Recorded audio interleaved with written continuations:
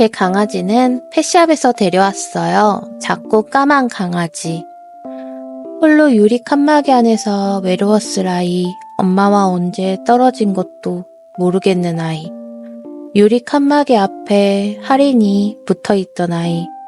이 아이를 데려온 날은 죄책감과 측은함이 가득한 밤이었지만 저는 데려온 걸 후회하지 않습니다. 이 작은 아이의 심장 박동을 느끼면서 저는 정말 오랜만에 푹 잘 수 있었던 기억이 있거든요. 세상에서 제일 귀한 와인, 노만의 꽁띠에서 따온 세상에서 제일 귀한 우리 강아지, 꽁띠와의 첫 만남까지의 이야기를 시작해 보려고 합니다. 요즘 방송이랑 여러 매체에서 유기견에 대한 이야기, 펫샵에 대한 이야기, 불법 번식장에 대한 이야기가 모르는 사람이 없을 정도로 나오잖아요. SNS를 즐기지 않는 저도 알 정도로 말이에요. 솔직히 저도 펫샵의 악영향을 모르고 꽁띠를 입양하진 않았어요. 현재 펫샵에 문제가 많다는 걸 모르는 사람은 거의 없을 거라고 생각합니다.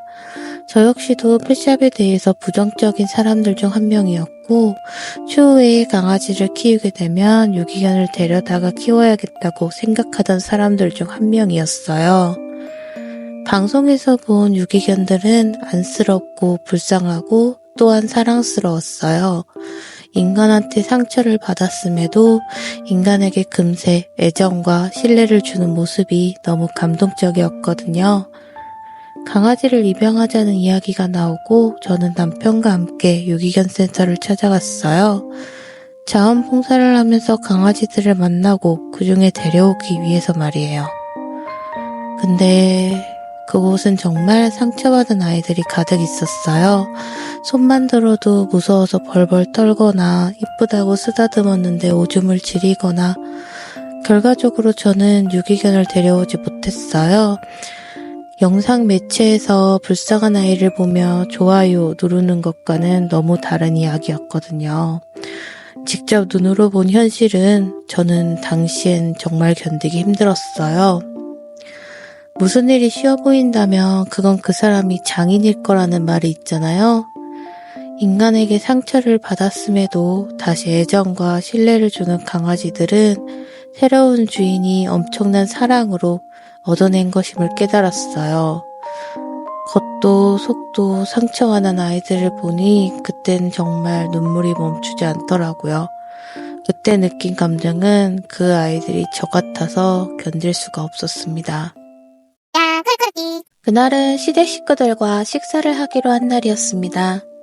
식사가 끝나고 남편이 근처에 볼 일이 있다고 했고 저는 산책이나 할 겸 돌아다녔던 길거리에서 보았습니다. 펫샵 유리 칸막이 안에 갇혀서 날 쳐다보던 까만 강아지를요. 다른 강아지들과 달리 제게만 시선을 주던 강아지. 작은 발로 아장아장 다가와서 저를 쳐다봤습니다.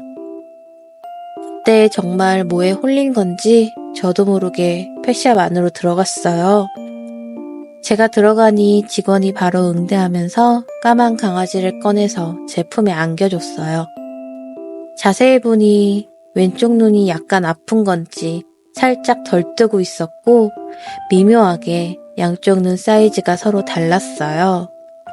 안쪽에 가격표를 보니 조금 판매 시기를 지난 것인지 아니면 어디가 아파서인지 외모가 좀 떨어져서인지 다른 강아지에 비해 금액이 낮았습니다. 까만 강아지는 제 손에 매달려서 마운팅을 했어요. 아기 강아지의 마운팅은 저도 처음 받아봐서 당황했고 직원도 그 모습에 당황했는지 강아지를 받아가려고 손을 내밀었어요. 제가 직원에게 강아지를 넘기려 하자 강아지는 제 손을 붙잡고 떨어지지 않으려는 것처럼 발버둥을 쳤어요. 작고 까만 강아지가 한순간에 제 마음속을 헤집어 놓는 순간이었습니다.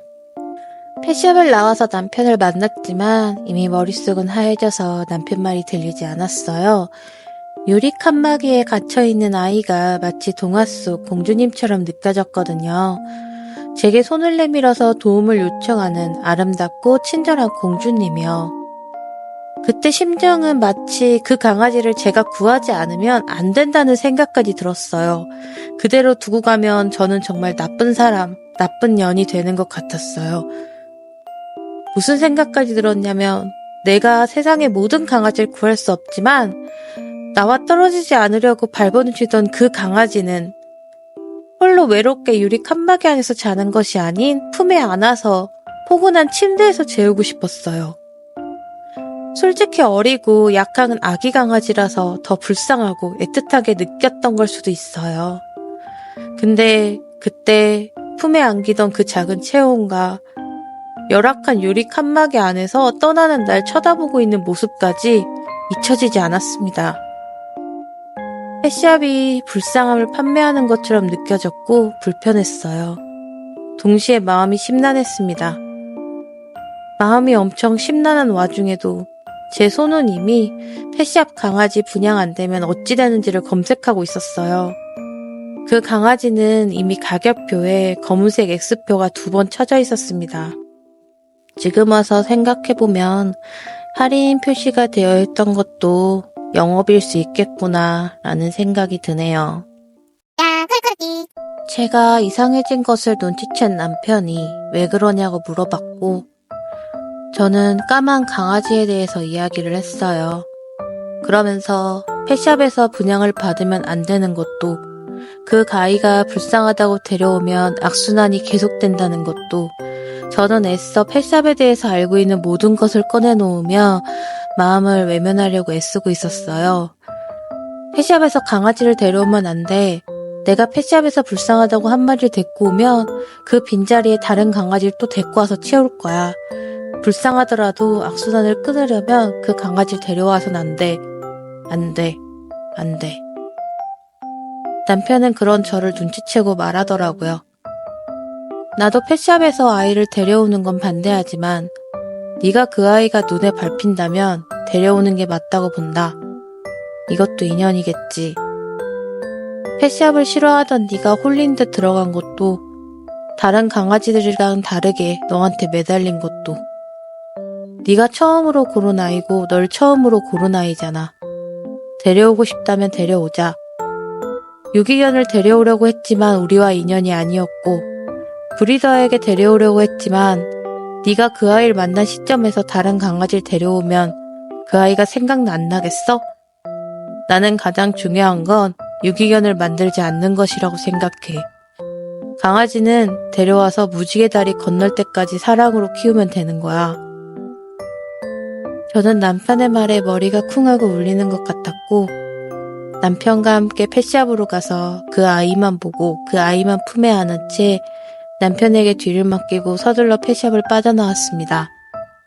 그 작은 까만 강아지는 제 손을 핥아줬고 저는 그때 죄를 용서받는 기분이 약간 들었어요.